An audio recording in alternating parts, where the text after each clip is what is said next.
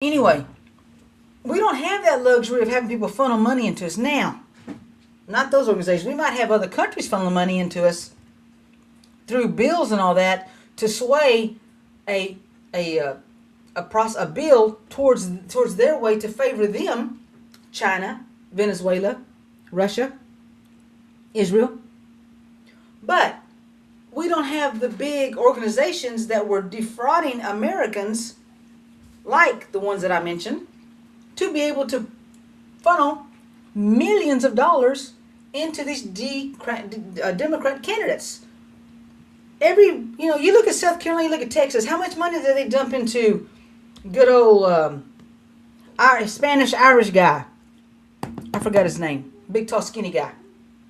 He was Irish, but he used Beto O'Rourke. Beto. How much did they put into Beto to beat Ted Cruz and they didn't win? How much did they put into the Democrat in South Carolina to beat Lindsey Graham but they didn't win?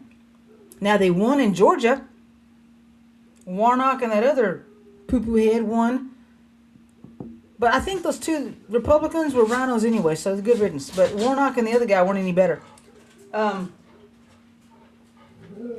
We raised our money. Laura Trump with the other guy and Scott Preston, they raised money for the campaigns, but not at the tune of the organizations. And George Soros is, I guess, I'm assuming, a trillionaire. And he's just dumping money into these Democratic organizations like crazy. But not anymore. They've been found out. Okay? They've been found. Woohoo! So, the global elites have been found out. I'm going to show some stuff here talking about the Rothschilds and all that. Democrats are in trouble. Maine, 22 to 25% of recipients of the population are on SNAP or Medicaid, Medicare.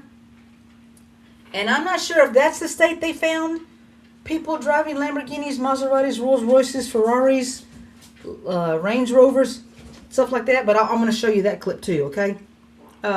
All the fraud in these blue states, but there are also red states that have fraud too, okay? It's not just one side. It's both sides, but it tends to be more fraud in the blue versus the red, but the red is just as guilty, okay? So let's make that clear. Balls and strikes. We got bad Republicans in the Senate and Congress. We got bad red states with governors and people that are just sucking up money and using it for their own, okay? So we've got Pritzker that's on the hot seat.